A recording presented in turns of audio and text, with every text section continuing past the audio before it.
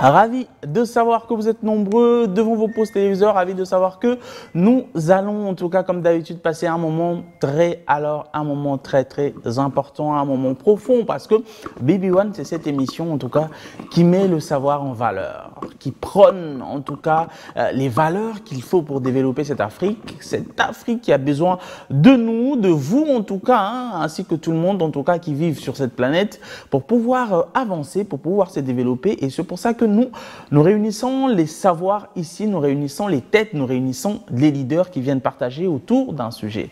Aujourd'hui, j'ai des leaders sur ce plateau. À la présentation, je suis avec Betty Hermès, qui est ma co-présentatrice du jour. Donc Betty, bonsoir. Bonsoir Lucie. Ça va? Ça va très bien. Bien habillée?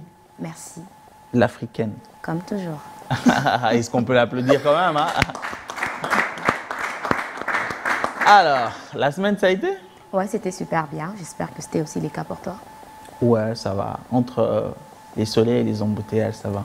Ça, c'est les Congo. Alors, Betty, on n'est pas seul sur ce plateau. Nous sommes accompagnés de deux invités. Bien sûr, nous ne sommes pas seuls comme toujours. Nous sommes accompagnés de personnes aussi importantes. Et pour aujourd'hui, nous avons le pasteur Blaise Mutombo Luabeya. Je crois bien prononcer ces noms pour ne pas avoir des poursuites en justice. Alors, monsieur Blaise Mutombo Luabeya, qui est Chambouis, il est docteur en évangile, théologien et aussi philosophe de formation. Il est apôtre visionnaire de la communauté Mission évangélique Cré de Rocher, MECR en sigle. Et il n'est pas seul, évidemment.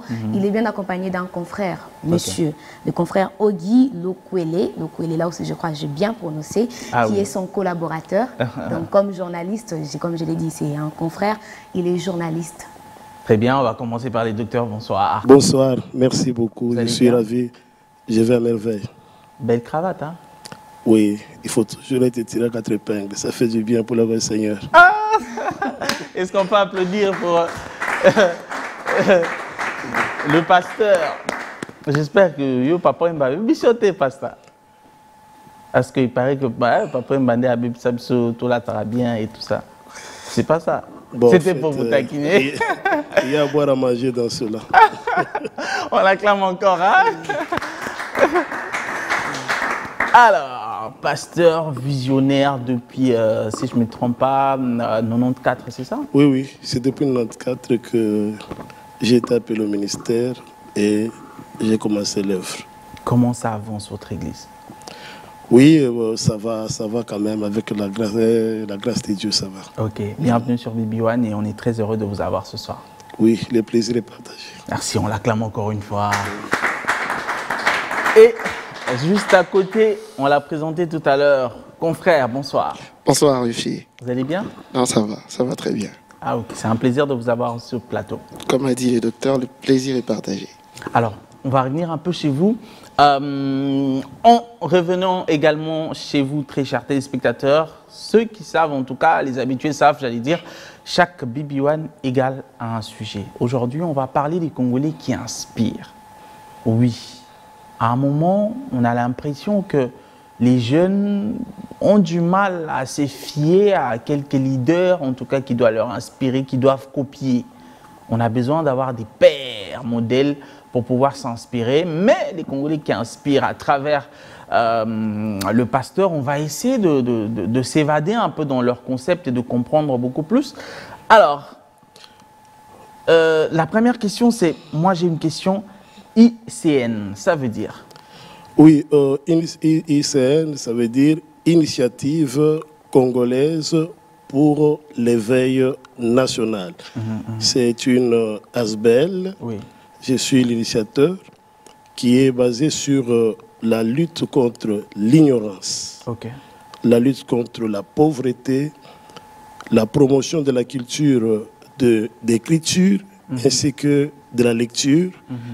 Et l'ICN transmet un message de renouvellement de l'intelligence pour la métamorphose de l'homme congolais. Est-ce qu'on peut applaudir un peu pour cette initiative? Moi, en fait, ce qui m'étique, c'est que la plupart, excusez-moi, mais la plupart des hommes des dieux que je vois ils ont plus de ASBL caritatives où il faut avoir l'argent pour aller faire de dons à gauche, à droite. De l'argent qu'on ne sait même pas si c'est bien redistribué. Mais pensez à la lecture, à l'écriture, pensez à renouveler le sens du congolais. Où est-ce que ça vous vient et comment ça vous vient? Au fait, cela vient de l'Éternel. C'est qu'en fait, sans fausse modestie, je suis un messager de la restauration intégrale de l'homme.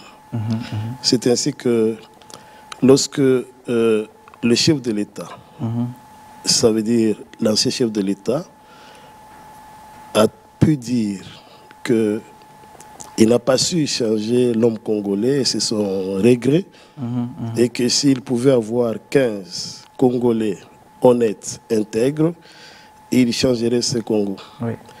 Après l'alternance pacifique du pouvoir, le nouveau président vient, il saute à ce niveau-là, il se sert de cela pour actionner son action politique sur le changement de mentalité. C'est qu'en fait, les destructeurs du Congo, c'est le Congolais lui-même. Exactement. Il faut le transformer. Le Congolais a subi une déformation ontologique. Et par le mot ontologique, je vois l'esprit, l'âme et le corps, au point qu'il est devenu inconscient de lui-même et on se sert de lui pour détruire son pays. Et lorsque j'avais suivi cela, il y a un de mes collaborateurs, de mes fils, qui est d'ailleurs dans la salle. Moi, j'étais à Lubumbashi. Il était aussi à Lubumbashi à ce moment-là. Il est venu me voir pour me dire que des choses que vous étiez en train de nous dire à Kinshasa. Parce que je leur disais, quand je prêchais souvent, qu'il y aura un président qui arrivera à dédier le pays entre les mains du Seigneur, parce que le pays était contrôlé par les Léviathans, et la puissance qui contrôle la puissance maritime, les eaux, et qu'après cela, il y aura le travail maintenant de la transformation de l'homme congolais, et ce travail est bel et bien l'appareil de l'Église, parce que l'Église, en tant que colonne et appui de la vérité, qui a la mission de la transformation de l'homme par le renouvellement de l'intelligence. Alors il va m'amener un petit livret que j'avais écrit à l'époque, La métamorphose spirituelle. Il dit, si les chefs de l'État tombent sur ce petit ouvrage ici, j'ai dit, dans ce cas-là, je vais écrire. C'est alors que je m'étais mis à produire, parce que chercher le changement de mentalité de l'homme congolais, c'est une chose. Oui. La volonté politique ne suffit pas. Encore faut-il savoir comment est-ce que le Congolais est devenu à être un petit esprit, un inconscient, capable de vendre son pays pour les billets des banques. C'est comme ça que j'avais produit cet ouvrage, Comprendre la métamorphose de l'homme congolais. Et vous allez voir, bon, au fait, je ne voulais pas entrer dans beaucoup de détails. J'ai essayé d'envoyer cet ouvrage. Oui, montrez-le, on va le zoomer. Donc, ça se trouve presque partout, dans les institutions, même dans la coordination du changement des mentalités. Et c'est là que je peux même dire que lorsque on prétend changer la mentalité, il faut que soi-même, qu'on commence d'abord soi-même par changer. Parce que des choses que nous rencontrons, on sent que les Congolais ont un problème. C'est comme ça que j'avais produit cet ouvrage. J'avais constaté aussi que le Congolais n'a pas de personnalité. Et dans cet ouvrage, on a expliqué qu'est-ce que le Congolais a subi, parce que ce que nous sommes avait été conçu, pensé, appliqué, et ça nous a amené ce que nous sommes. Vous voyez, et j'ai tout expliqué, et comment est-ce qu'on a procédé. Et parmi les éléments utilisés pour que nous soyons ce que nous sommes, il y avait aussi la destruction de tout ce qui fait la grandeur de l'esprit. Victor Hugo dit, la lecture c'est comme la nourriture. Un peuple qui ne lit pas maigrit comme un corps qui ne mange pas. Un esprit qui ne lit pas maigrit comme un corps qui ne mange pas. C'est quand on ne lit pas, on n'a pas la culture de la lecture. Il y a des universités qui n'ont jamais lui-même un seul livre. Vraiment. Et ce sont ces personnes-là qui deviennent ministres, qui deviennent députés. Et quand on lui fait un rapport, il a besoin d'un petit papier comme ça. D'abord, s'il voit beaucoup de ça l'énerve. Bon, comment est-ce que vous pensez moi et l'équipe à stress, c'est ça. Comment est-ce que vous pensez conduire un grand pays en ayant un petit esprit? Parce que dans le monde des esprits, nous avons les esprits illuminés, le monde des messagers, nous avons les grands esprits. Les grands esprits, ce sont les chercheurs. Et nous avons les esprits moyens.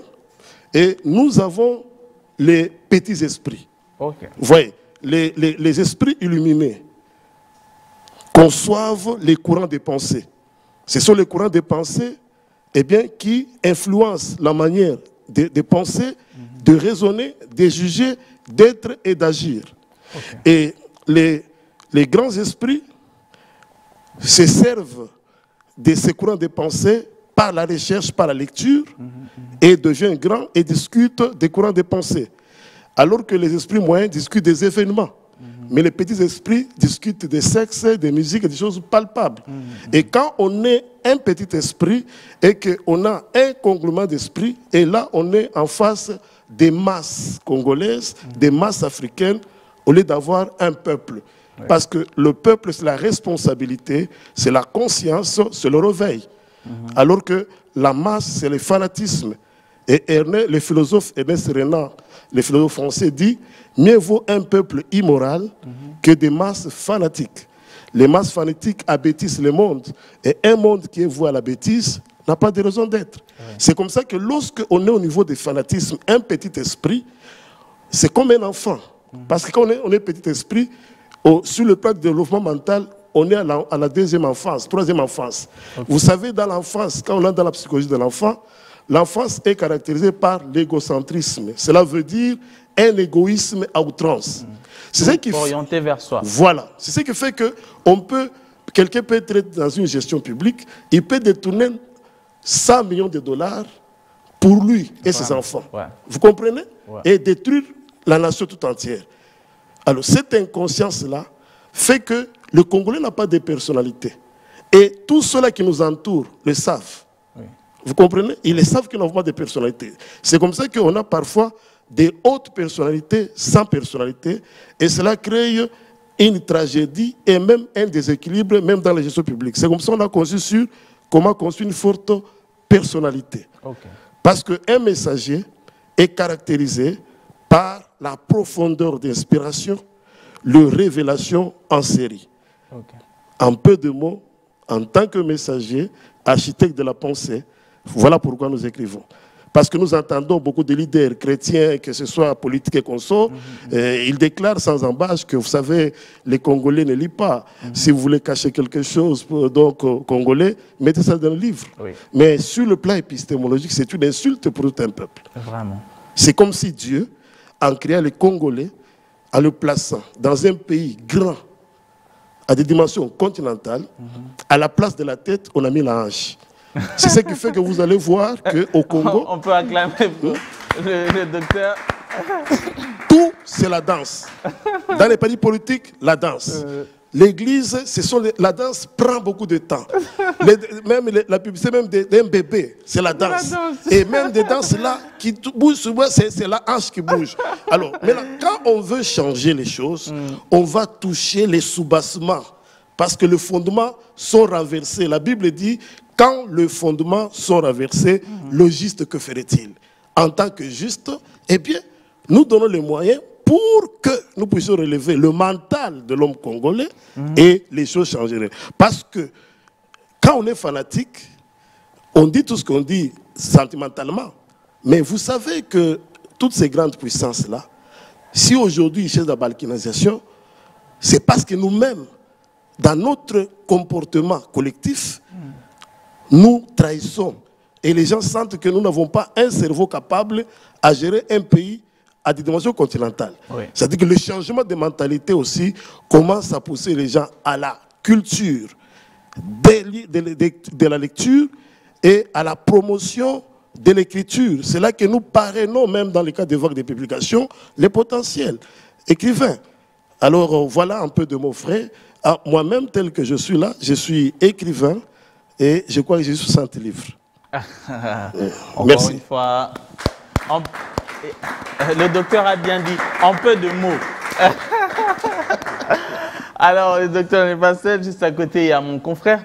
Alors, vous, quand vous êtes à côté de ce grand esprit et que, en même temps, vous fréquentez le Congolais modeste, moderne, le Congolais, je veux dire, le vrai Congolais, et que vous voyez le niveau de différence de pensée, que vous voyez la place que le Congolais sur la rue accorde par exemple à quelque chose comme la lecture, qu'est-ce que ça vous fait en fait? Est-ce que nous sommes très loin du développement? Parce qu'il faut savoir que nous accordons très peu de l'importance à la lecture, qui est quelque chose de très important. Bien, j'ai été frappé par cette rencontre avec le docteur Loabeya. Et à première vue, je l'ai écouté. J'ai écouté son esprit qui parlait du projet qu'il avait et tout. Et je me suis vu dans cette lutte-là.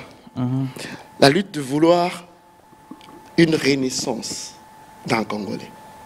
Lorsqu'on parle d'un Congolais, d'abord, il faut que le Congolais lise qui il est, qui il a été. Oui.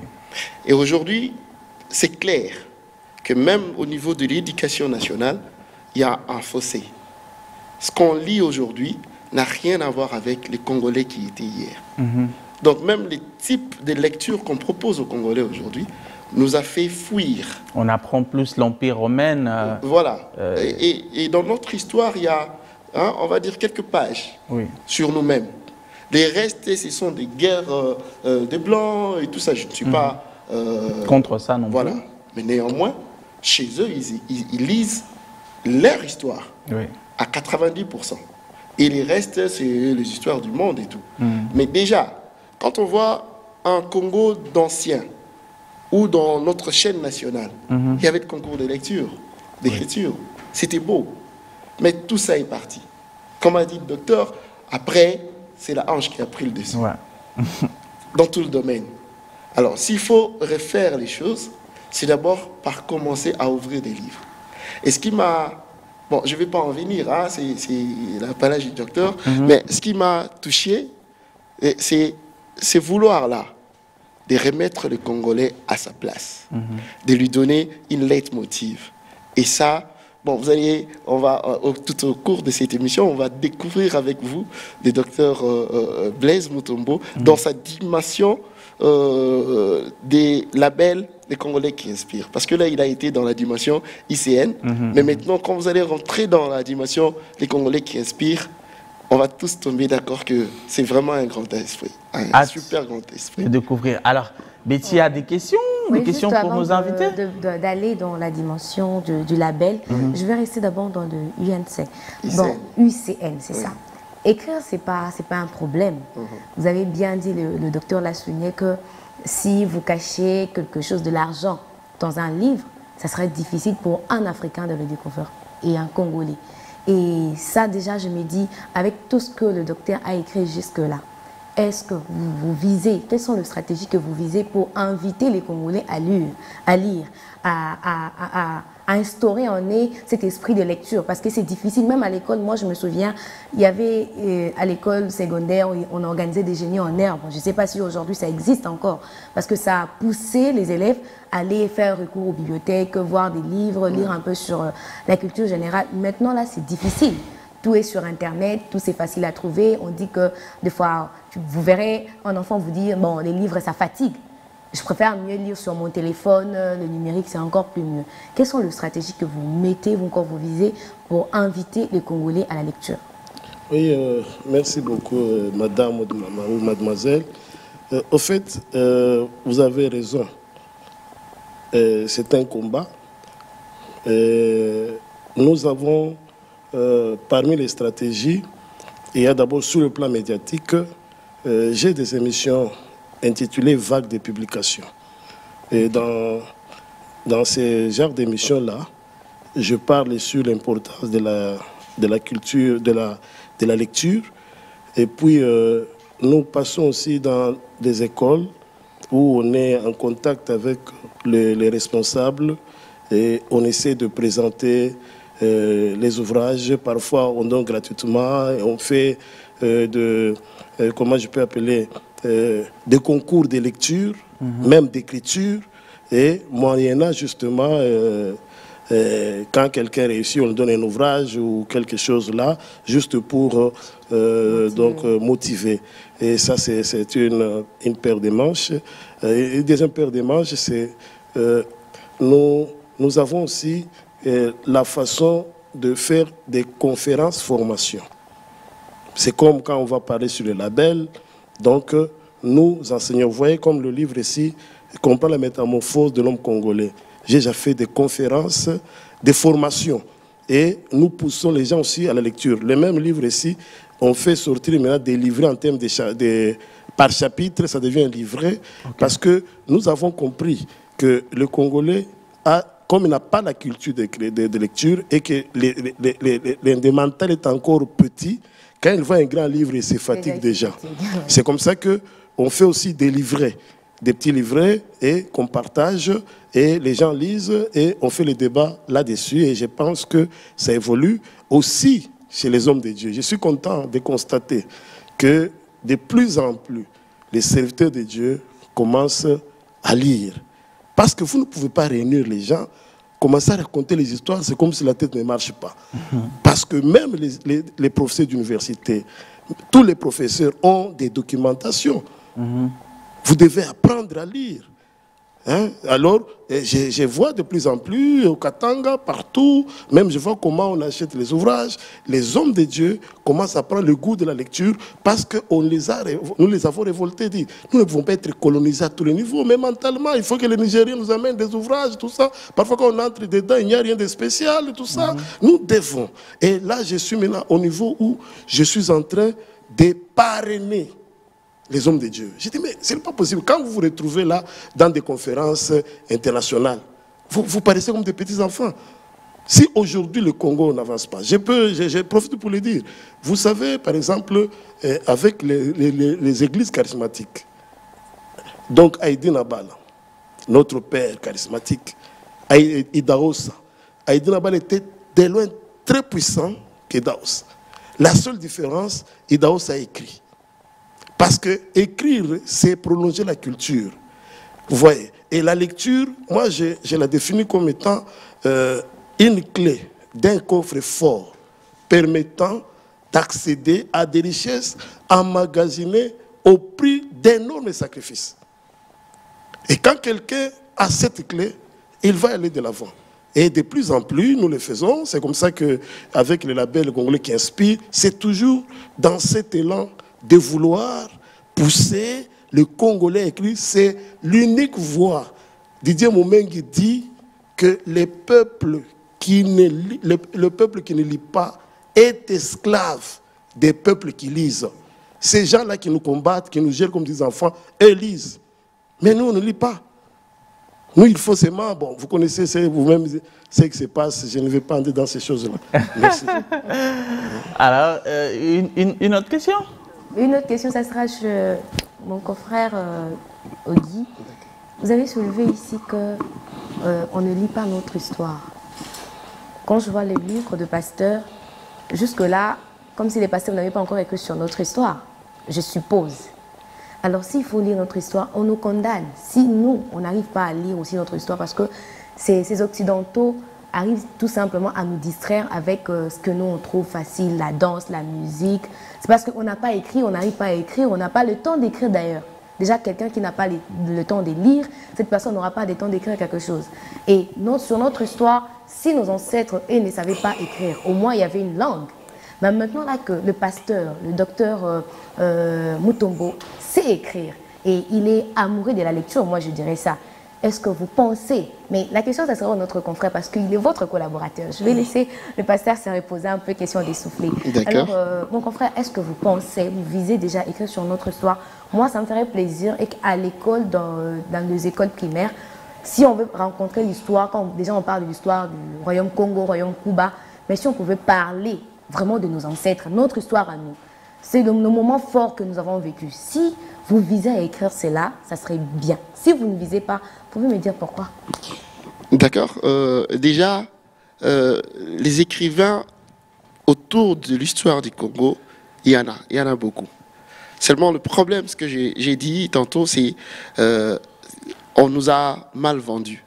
Okay. D'accord? C'est-à-dire, au-delà de notre histoire, au lieu de faire la promotion de notre histoire dans nos écoles, les ouvrages autour du Congo, du Zaïre, autour de l'État indépendant congolais, des histoires sur nous, ça existe dans des ouvrages. Seulement, dans notre manière de faire l'éducation, nous avons délibérément accepté de mettre le Congo sous réserve. Et c'est comme dit les docteurs, le problème aussi, c'est ceux-là qui ont lu des impérialistes et qui ont façonné notre style d'éducation. Parlez pas trop aux Congolais d'eux-mêmes. Ne les renseignez pas sur la grandeur qu'ils avaient. N'insistez pas trop sur leur capacité à renverser les choses. Parce que, au départ, avant que ce soit une colonisation, il y a eu des combats farouches où ce sont des Congolais qui ont eu le dessus. Mais on ne va pas trop s'y atteler dans notre éducation, sinon ça va réveiller. Ça va donner un goût, un sursaut patriotique aux Congolais, me dire, en fait, nos ancêtres, ils étaient comme ça, ils étaient très hauts, ils étaient très grands. Donc on peut ressembler à ces gens-là. Mais maintenant, si on donne aux gens en noir, dans sa grandeur, cette capacité-là de croire en eux, en lisant leur propre histoire, on donne des armes aux noirs de se défendre contre les impérialistes. Donc l'autre travail, comme a dit le docteur Blaise, c'est ceux qui ont lu, hein, on va dire les blancs, ils ont lu, ils ont compris qui on était. Maintenant, le combat était à ce niveau-là. Comment enlever à ces gens le goût de leur propre pays, le besoin d'être chez eux. Et c'est ce qu'on nous a vendu. La danse, la musique, tout ce qui va avec. Donc on est maintenant des gens, comme dit le docteur Blaise, j'aime son côté-là, il dit, nous avons quitté là où on était pour devenir de petits esprits. Et vérifier. Je vais faire une petite anecdote. Nous avons le plus grand, la plus grande cérémonie qui s'est passée en termes de l'année. Hein. Au Congo, c'est les Jeux de la francophonie. Mais comment on peut justifier qu'un peuple passe tout son temps à ne pas parler du jeu de la francophonie, mais à discuter autour des artistes qui devaient prester? Vous voyez déjà, ça veut dire que dans le fond, c'est ce qu'on nous vend.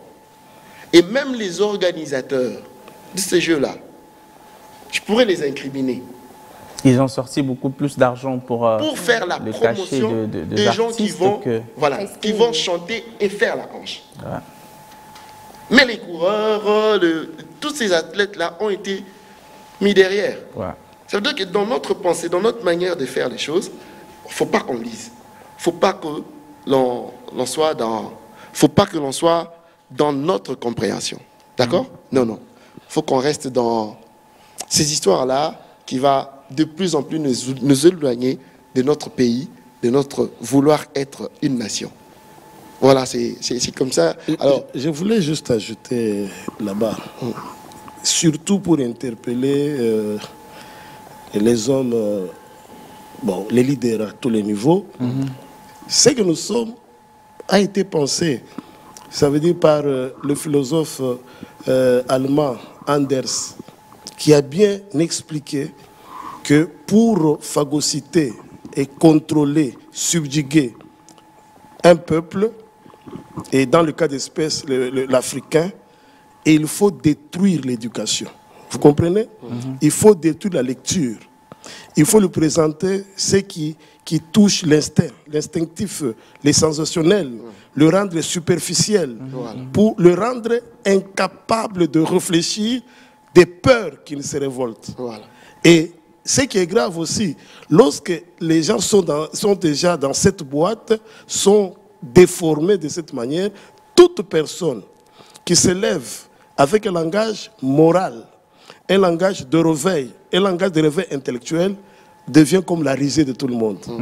Et maintenant, ce qui est grave, c'est quoi?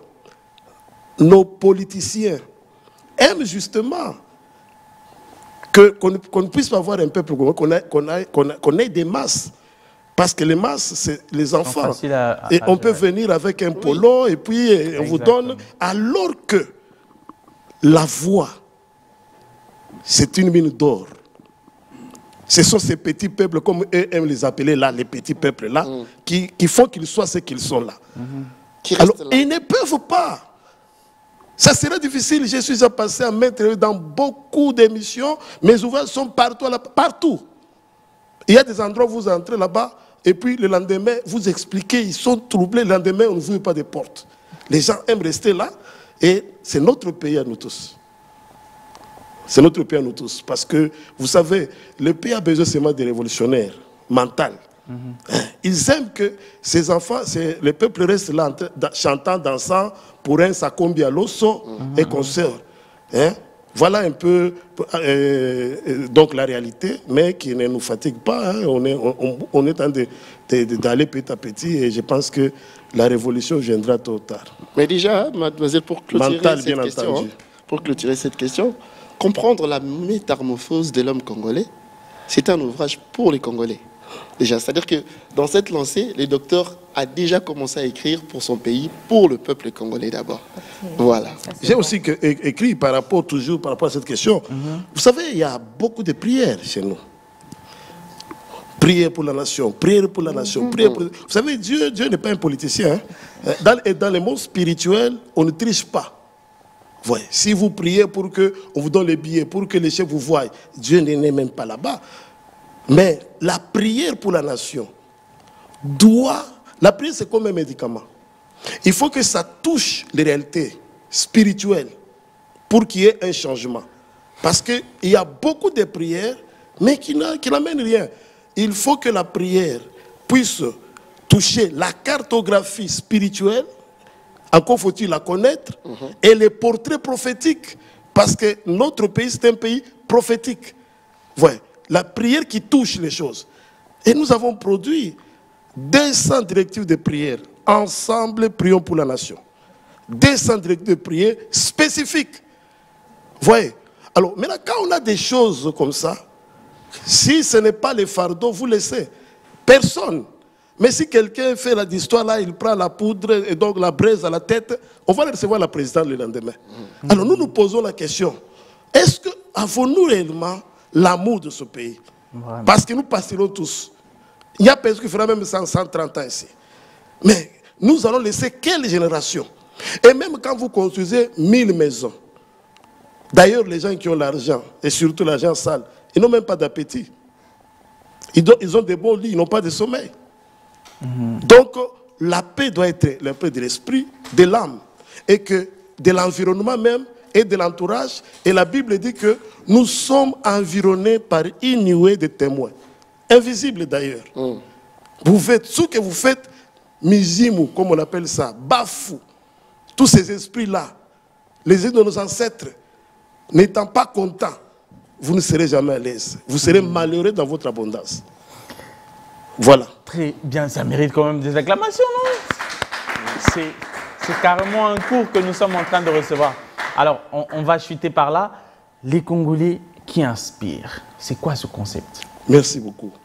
Les Congolais qui inspirent, c'est un peu plus brièvement, hein, vu qu'on n'a plus beaucoup de temps. C'est un label qui est venu dans l'ICN, qui est une structure d'éveil et d'échange de mentalité, et dans son département vague de publication. Ok. Le constat, c'est quoi? Le Congo, on dit qu'il n'y a pas de Congolais modèles. Nous sommes en fait comme à l'époque d'Élie, qui pouvait dire à Dieu que voilà, tous les prophètes ont fléchi devant Baal, je suis resté le seul.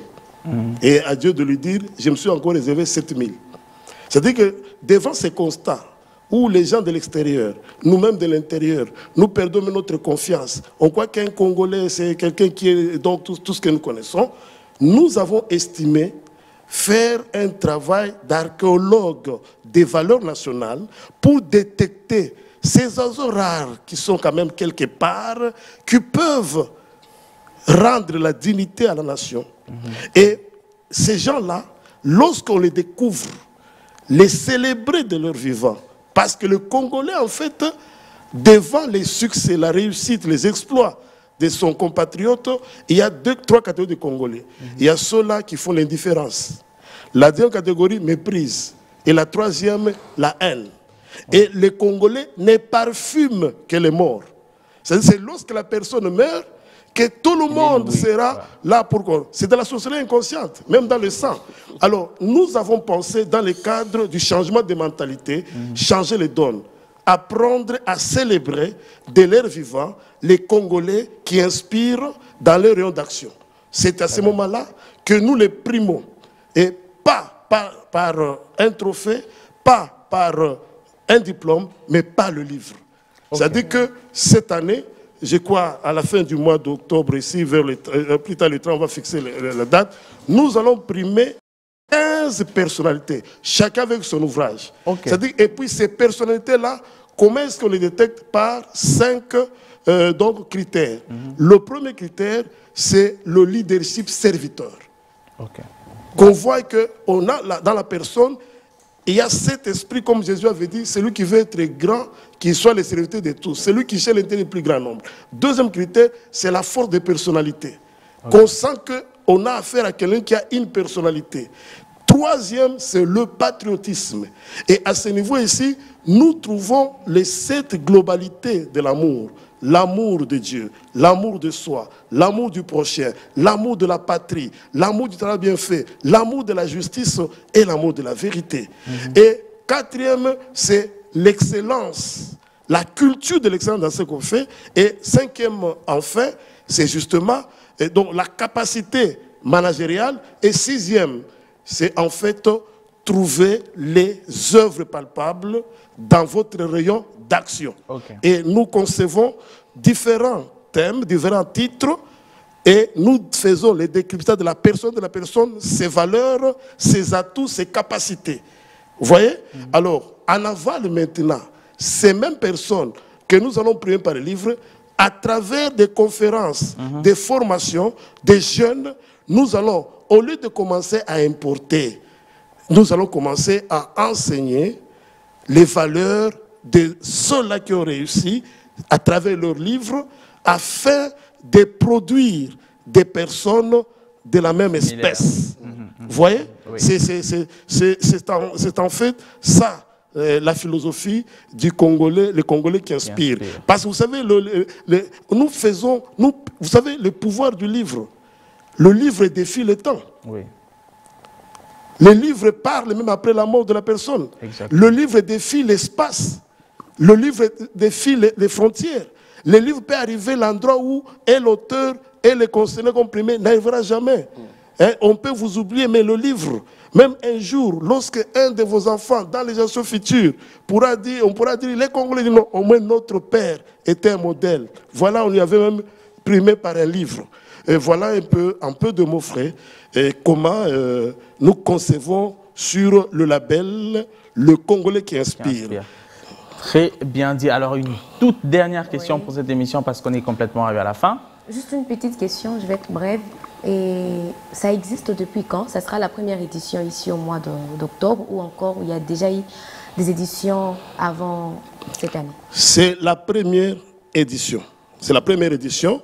Et j'en profite pour dire que l'ICN est représenté dans différentes provinces. Par exemple, la province du Lualaba, il y a Nawej Jérémy. La province du Haut-Katanga, nous avons M. Manuel et l'autre CP, et dans d'autres provinces. J'insiste qu'il ne peut primer par le livre que le ICN avec la signature du docteur Blaise Moutombo. Parce que je fais, ça fait 30 ans. Dieu m'a appelé à 25 ans, j'ai 54 ans aujourd'hui. Ce n'est pas que les gens qui sont autour de moi se servent de mes idées, prennent dans mes livres, ici vous commencez à aller primer les gens pour $200. Non. Ça, nous primons, ça sera officiel. Et les personnes qui sont primées, même vous-même, vous direz qu'en réalité, cet homme-là mérite. Oui. Et ça, quelque chose qui va commencer à revenir chaque année. La tête est là, et même si je meurs, il y en aura encore d'autres qui le feront. Et ça sera une autre manière de répondre au monde que les Congolais lisent, et non seulement il lit, il écrit aussi. Merci beaucoup, en tout cas, merci docteur. J'aimerais quand même savoir comment on fait, en tout cas les Congolais qui vous suivent, hein, qui ont envie sûrement de payer l'un de vos livres ou encore le tous, comment on fait pour vous joindre, comment on fait pour venir assister à tout ce que vous prévoyez faire dans l'avenir. Est-ce qu'aujourd'hui, peut-être mon confrère tout à l'heure va donner un numéro de contact, comment on fait vraiment pour entrer en contact avec vous et toutes vos idées? Moi, je pense que je peux donner cette... Donc, mon chef de communication peut répondre à cette question. Allez-y. Voilà, d'abord... très rapidement. Très rapidement, ouais. Ok. Bon, on va préciser encore, hein, on va préciser que pour la toute première fois au Congo, il y a une organisation qui a pensé qu'on peut éterniser les hommes qui ont brillé par leur esprit à travers leurs réalisations et leur état, leur capacité à gérer par un livre. Donc, nous allons donner aux gens le goût, les générations futures, le besoin de savoir que nous pouvons faire comme ces gens qui ont été primés ou alors mieux qu'eux. Très bien. Et les contacts. Les contacts, donc vous passez directement par le docteur Blaise au besoin au numéro +243 99 82 45 571. Nandenga biso ba 99 points na biso pona biso ozana +243 ochi 099 82 45 571 wana reçoit directement le docteur Blaise Yemoko pour nous recevoir par rapport à Makambo Etali, livre et consort. Et je rappelle que le docteur Blaise est auteur d'au moins 60 livres. Et ce qui est étonnant, ça fait à peine, ça ne fait même pas une année qu'il est dans l'écriture. Mais Dieu lui donne cette capacité à produire. Merci beaucoup, docteur. Dernier mot pour cette émission. Dernier mot, oui. C'est demander. Vous avez cette caméra. Nous demandons aux responsables qui sont autour des personnalités. Oui. Donc nous devons changer aussi. Quand on introduit une lettre, ayez l'habitude de répondre. C'est-à-dire que quand on met les lettres d'audience, nous voulons primer, c'est votre chef. C'est pour votre honneur, et c'est son honneur, mais vous bloquez pour Anime. Ouais. Alors, parce que prochainement, je vais passer pour commencer à citer. Oui. Ça veut dire que vous devez apprendre comment que ceux-là qui sont élevés en dignité, ils sont pour l'intérêt général. Et que chacun est en train de donner sa participation. Ouvrez-nous les portes de manière à ce que les gens accèdent à leurs ouvrages parce que ça doit donc les engager. Il faut qu'en amont, qu'ils les aient à lire s'il y a des choses à retoucher. Exactement. Mais on se retrouve à un moment donné bloqué, même au niveau des journalistes. C'est pas grave les Congolais, il faut faire une autopsie terrible pour changer. Le message du docteur est passé. Alors nous, ça a été un plaisir en tout cas de vous retrouver pour ce numéro aussi profond que d'autres numéros. Nous espérons en tout cas se retrouver sur le même plateau avec beaucoup en tout cas d'autres invités prochainement. Mais peut-être que le docteur reviendra ou peut-être mon confrère, pourquoi pas. Mais pour aujourd'hui, c'est la fin et donc portez-vous bien, bonne semaine à vous. On va faire comme d'habitude, c'est de pouvoir lever nos mains ensemble et les dire bye bye. Bye bye. On s'acclame.